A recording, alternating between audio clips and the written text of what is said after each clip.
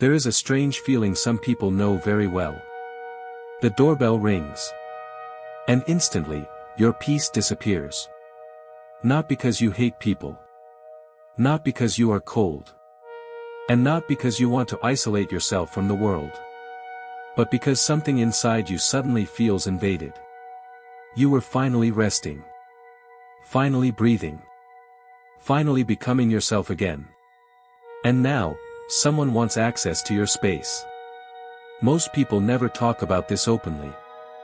Because society teaches us that enjoying solitude is unhealthy.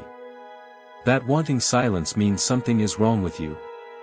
That if you dislike unexpected visitors, you must be antisocial, bitter, or emotionally distant.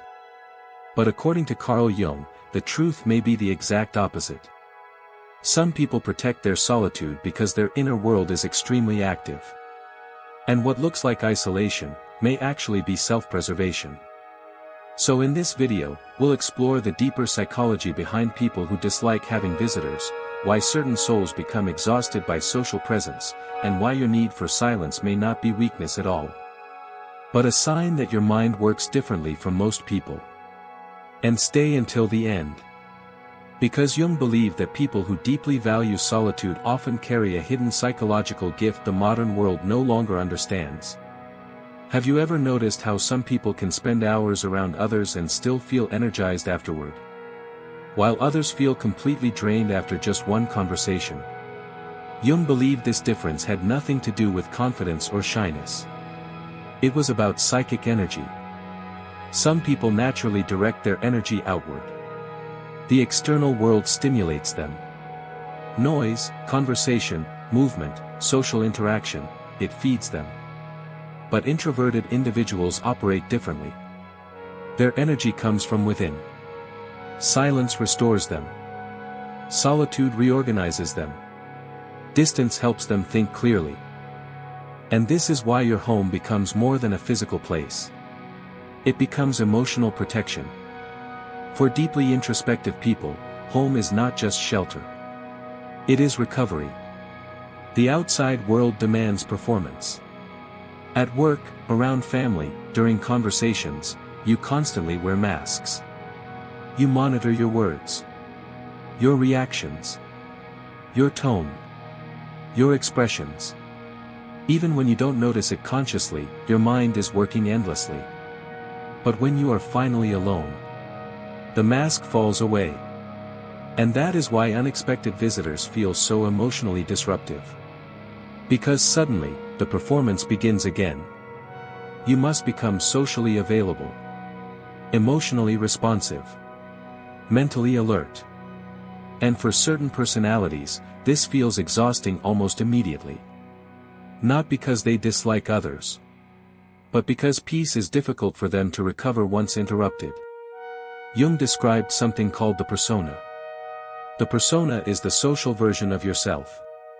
The personality you present to the world so you can function within society.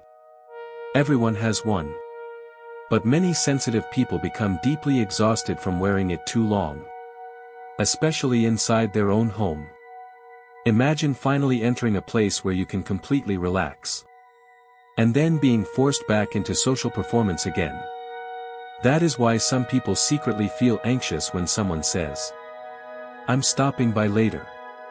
To others, it sounds harmless.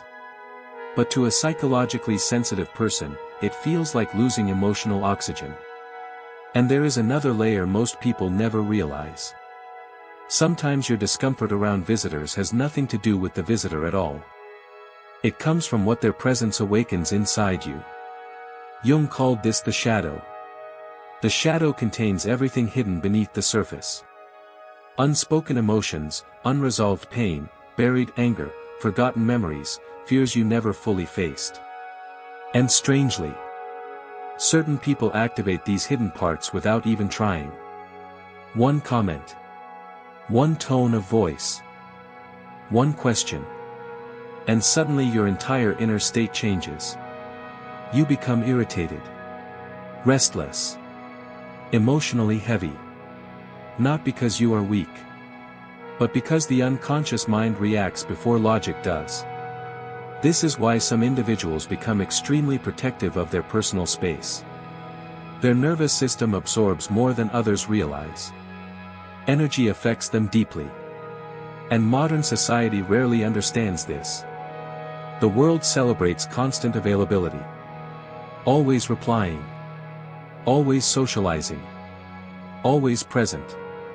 But Jung believed something important. A person who cannot spend time alone eventually becomes disconnected from themselves. And maybe that is exactly why your soul keeps asking for silence. Not to escape life, but to hear yourself again. There is an ancient archetype Jung often spoke about. The hermit. An old figure walking alone with a lantern in darkness. The hermit does not withdraw because he hates humanity. He withdraws because truth becomes clearer in silence. And perhaps that is why certain people feel emotionally safer alone. Because solitude allows honesty. No pretending. No performance. No emotional noise. Just you, facing yourself. The modern world fears silence. Because silence forces people to confront who they truly are. That is why many individuals constantly surround themselves with distraction. But those who can sit alone peacefully often possess something rare. Self-awareness. And this is where solitude transforms from loneliness into power. Because there is a massive difference between being alone and being connected to yourself. Some people are lonely in crowded rooms. Others feel complete in silence. Jung believed the path toward becoming your true self begins the moment you stop living entirely for external approval. And this process requires distance from noise. Distance from performance. Distance from constant social pressure. That is why your desire for solitude may actually be psychological growth happening quietly beneath the surface. You are learning your limits. Learning your energy. Learning which people nourish your spirit. And which people drain it. And perhaps most importantly, you are learning that protecting your peace is not selfish. It is necessary. Because every time you force yourself into exhausting social interactions simply to avoid disappointing others, you slowly abandon yourself. And many people spend their entire lives doing exactly that. Smiling while emotionally exhausted. Talking while internally disconnected. Being available to everyone except themselves. But eventually the soul rebels. Eventually something inside whispers. Enough. Enough noise. Enough pretending. Enough abandoning your inner world just to appear normal. And maybe that is the moment your real transformation begins. So if you sometimes ignore calls. If you protect your weekends. If you feel relief when plans get cancelled. If silence feels safer than conversation. There may be nothing wrong with you at all. You may simply be someone whose soul requires solitude to remain balanced. And in a world addicted to noise, that becomes a radical act. Before you judge yourself for wanting distance from people, remember this. Even nature withdraws. The moon disappears. The ocean retreats. Winter arrives in silence before life blooms again. Not every season of life is meant for constant connection. Some seasons are meant for restoration. For reflection. For rediscovering who you are underneath the expectations of the world. And maybe your soul has been asking for exactly that. Not loneliness. Not isolation. But space. Space to think clearly. Space to breathe deeply. Space to hear your own thoughts again. Carl Jung once said, "Who looks outside dreams. Who looks inside awakens." Perhaps your solitude is not emptiness. Perhaps it is awakening. And perhaps the peace you protect so carefully is actually the place where your true self is slowly being born.